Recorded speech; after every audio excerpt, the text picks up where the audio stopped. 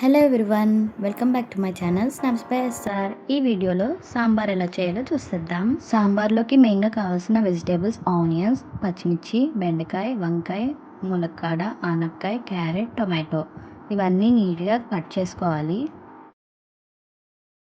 కందిపప్పు తీసుకుని కుక్కర్లో వేసుకోవాలి అండ్ వాష్ చేసుకున్నాక వాటర్ వేసుకోవాలి. ముందుగా కట్ చేసుకున్న వెజిటేబుల్స్ అన్నీ కూడా కుక్కర్లో యాడ్ చేసుకోవాలి.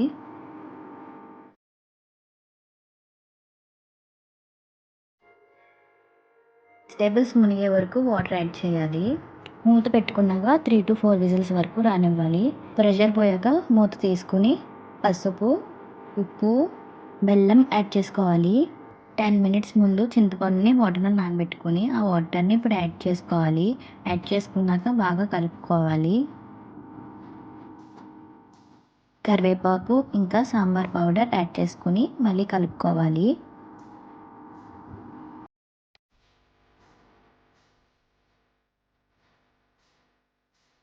కొంచెం కారం యాడ్ చేయాలి.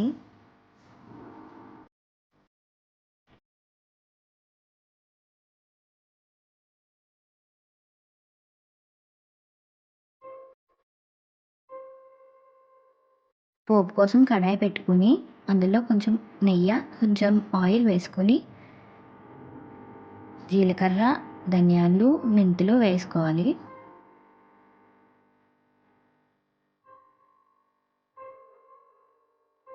ఇవి కొంచెం ఫ్రై అయ్యాక లైట్గా దంచుకున్న వెల్లుల్లి యాడ్ చేయాలి.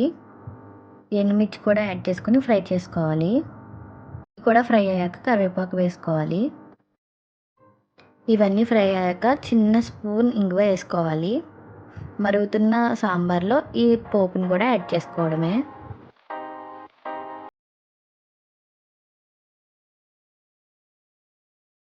లాస్ట్లో కొత్తిమీర యాడ్ చేసుకోవాలి. నోరూరించే సాంబార్ రెడీ. ఇది ఇడ్లీలో, రైస్లో చాలా బాగుంటుంది.